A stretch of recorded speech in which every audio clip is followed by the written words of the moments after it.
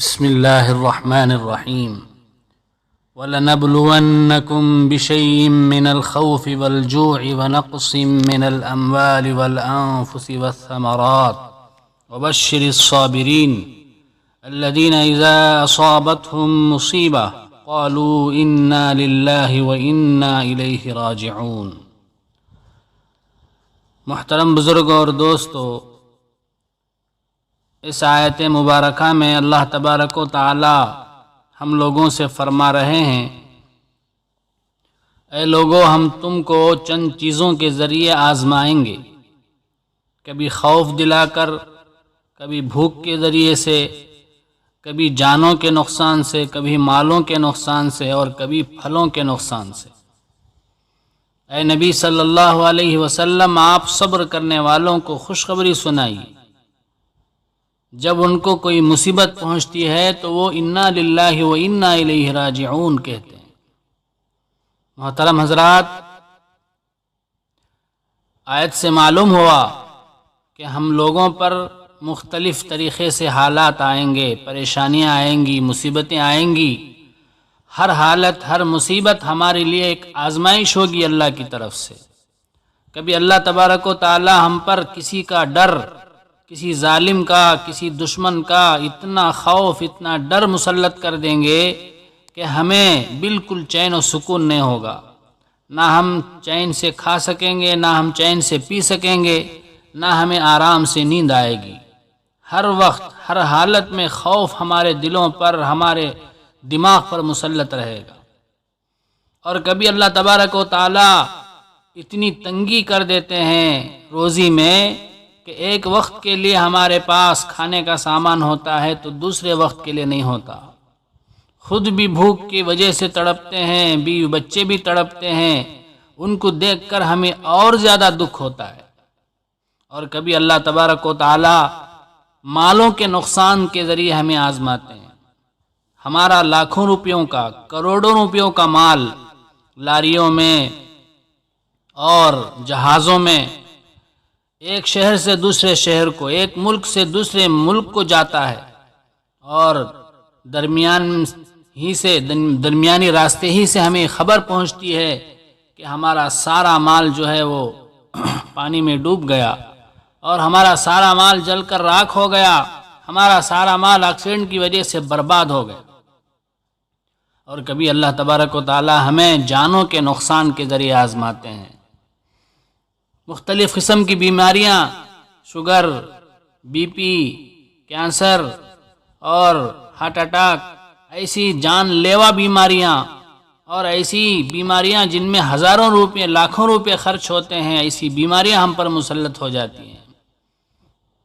تو یہ سب ہمیں آزمانے کے لیے ہوتا ہے۔ اور کبھی کبھار ہماری آنکھوں کے سامنے ہمارے عزیز و اقارب، ہمارے رشتہ دار، ہمارے ماں باپ، ہمارے بھائی بہن، ہمارے بچے، ننھے بچے، معصوم بچے جو ہے اللہ کو پیارے ہو جاتے ہیں۔ اور کبھی ہمارا کوئی باغ ہوتا ہے جس میں پھل پکنے کے لیے بالکل تیار رہتے ہیں، ایسے وقت میں کبھی سیلاب آ جاتا ہے، طوفان آ جاتا ہے، اور اس کی وجہ سے ہمارا سارا باغ ستیہ ناش ہو جاتا ہے، ہلاک و برباد ہو جاتا ہے۔ تو ایسی حالتیں اللہ تبارک و تعالی ہمیں دیتے ہیں یہ آزمانے کے لیے کہ ہم ایسی حالتوں میں کیا کرتے ہیں، صبر کرتے ہیں یا صبر نہیں کرتے، صبر کا دامن تھامتے ہیں یا صبر کا دامن نہیں تھامتے۔ ایسی حالتوں میں اللہ کی طرف ہم لوٹتے ہیں یا لوگوں کی طرف لوٹتے ہیں۔ ایسی حالت میں ہم اللہ کے فیصلے پر راضی رہتے ہیں یا اللہ سے شکوہ شکایت کرتے ہیں۔ یہ دیکھنے کے لیے، جانچنے کے لیے اللہ تبارک و تعالیٰ ایسی حالتیں ہم پر لاتے ہیں۔ آگے اللہ تعالیٰ فرماتے ہیں وَبَشِّرِ الصَّابِرِينَ، اے نبی صلی اللہ علیہ وسلم، آپ صبر کرنے والوں کو خوشخبری سنائیے۔ وہ صبر کرنے والے کون ہیں؟ صبر کرنے والے وہ ہیں اللہ کے قول کے مطابق جب ان کو کوئی مصیبت پہنچتی ہے تو وہ اپنی زبانوں سے نہ تو حرف شکایت لاتے ہیں، نہ تو شکوہ شکایت کرتے ہیں، نہ کوئی غم کی بات نکالتے ہیں، بلکہ مصیبت پہنچتے ہی فوراً کہتے ہیں انا للہ و انا الیہ راجعون۔ بزرگوں اور دوستو، حضرت حکیم الامت اشرف علی تھانوی رحمۃ اللہ علیہ فرماتے ہیں کہ اس آیت کے جملے میں، اس آیت کے ٹکڑے میں ہمیں 3 باتوں کی تعلیم دی گئی۔ پہلی بات، انا للہ، ہم سب اللہ کے ہیں، ہماری جان، ہمارا مال، ہماری بیوی بچے، ہمارے عزیز و اقارب، ہمارے رشتہ دار، ہم سب اللہ کے ہیں، یعنی ہم سب کے سب اللہ کے غلام ہیں، اللہ کے مملوک ہیں، ہم اللہ کی ملکیت ہیں، اللہ ہم سب کے مالک ہیں۔ مالک کو ہر طرح کا حق ہوتا ہے کہ اپنی ملکیت میں جیسے چاہے تصرف کرے۔ ایک آدمی کے پاس 2 گھوڑے ہیں، ایک گھوڑے پر وہ سوار ہوتا ہے اور ایک گھوڑے کو استبل میں باندھ کے رکھ دیتا ہے، تو ہم اس سے نہیں پوچھتے کہ ایک گھوڑا کیوں استعمال کرتا، دوسرے گھوڑے کو کیوں استعمال نہیں کرتا، ہم نہیں پوچھتے، ہم تو یہی سمجھتے ہیں، یہی کہتے ہیں اس کا مال ہے، اس کا حق ہے۔ تو اسی طرح ہمیں سمجھنا چاہیے کہ ہماری جان، ہمارا مال، ہمارے بچے، ہمارے عزیز و اقارب، یہ سب اللہ کے مملوک ہیں، اللہ مالک ہے، اللہ کو جو چاہے کرنے کا حق ہے، اللہ کا تھا اللہ لے لیا، یہ سوچ کر ہمیں صبر کرنا چاہیے۔ دوسری بات، اس آیت کے جملے میں دوسری بات یہ بتائی گئی، دوسری بات ہمیں یہ سکھائی گئی، وَإِنَّا إِلَيْهِ رَاجِعُونَ، ہم سب اللہ کی طرف لوٹ کر جانے والے ہیں، ہم ہمیشہ رہنے والے نہیں ہیں، ہم سب جانے والے ہیں، ہم فنا ہونے والے ہیں۔ تو جس طرح ہم ہمیشہ رہنے والے نہیں ہیں، ہم پر جو مصیبت آئی ہے، جو پریشانی آئی ہے، بزرگوں اور دوستو، یہ بھی ہمیں ہمیشہ رہنے والی نہیں ہے، فنا ہونے والی ہے، ختم ہونے والی ہے۔ یہ سوچ کر جو ہے ہمیں صبر کرنا چاہیے، چند دن کی پریشانی ہے، اس کے بعد ختم ہو جائے گی۔ اللہ تعالیٰ کوئی ہمیں بہت بڑی چیز دینا چاہتے ہیں، اسی لیے یہ پریشانی دے رکھی ہے، یہ سوچ کر ہمیں صبر کرنا چاہیے۔ تیسری بات کی یہ تعلیم دی گئی ہے کہ ہم سب اللہ کی طرف جانے والے ہیں، اور اللہ تعالیٰ آخرت میں ہمیں اس مصیبت پر، اس پریشانی پر، اس بیماری پر، اس تکلیف پر بہت بڑا اجر دینے والے ہیں، یہ سوچنا چاہیے۔ جب یہ تینوں باتوں کو ہم سوچیں گے تو ہمارے اندر کامل و مکمل صبر جو ہے وہ حاصل ہو جائے گا۔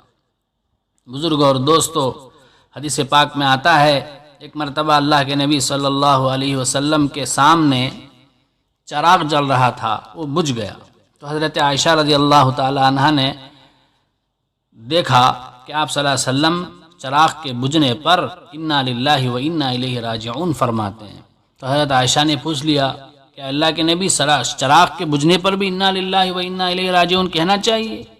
تو حضور اکرم صلی اللہ علیہ وسلم نے فرمایا، کل ما اساء المؤمن فہو مصیبۃ، جس بات سے بھی مسلمان کو تکلیف پہنچے، مومن کو تکلیف پہنچے، وہ مصیبت ہے۔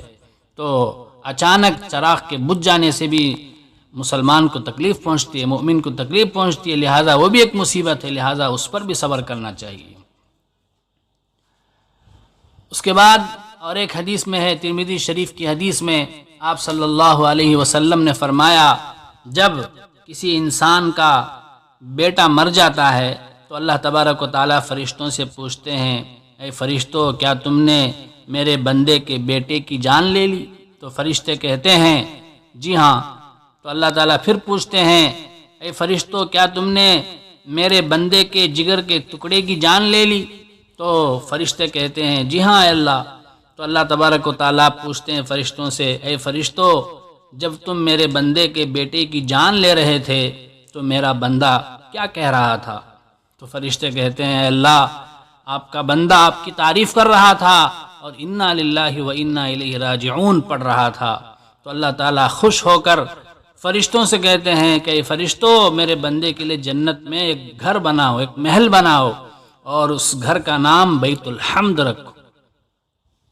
اسی طرح سے اور ایک حدیث ہے، ترمذی ہی کی حدیث، آپ صلی اللہ علیہ وسلم نے فرمایا، قیامت کے دن اللہ تبارک و تعالیٰ ان لوگوں کو جو دنیا میں طرح طرح کی پریشانیاں جھیلے، طرح طرح کی مصیبتیں جھیلے، ان لوگوں کو اللہ تعالیٰ اتنے انعامات، اتنا ثواب اللہ عطا کریں گے، اتنا ثواب عطا کریں گے کہ ان کے ثوابوں کو دیکھ کر وہ لوگ جن کو دنیا میں کسی قسم کی پریشانی نہیں آئی، کسی قسم کی تکلیفیں نہیں آئی، مصیبتیں نہیں آئیں، وہ خواہش کریں گے، تمنا کریں گے، کاش ہمیں اتنی مصیبتیں دنیا میں آتی، اتنی مصیبتیں آتی کہ ہماری کھالوں کو، ہماری چمڑوں کو قینچیوں سے کاٹ دیا جاتا اور ہم صبر کرتے تو آج ہم کتنا ثواب پاتے۔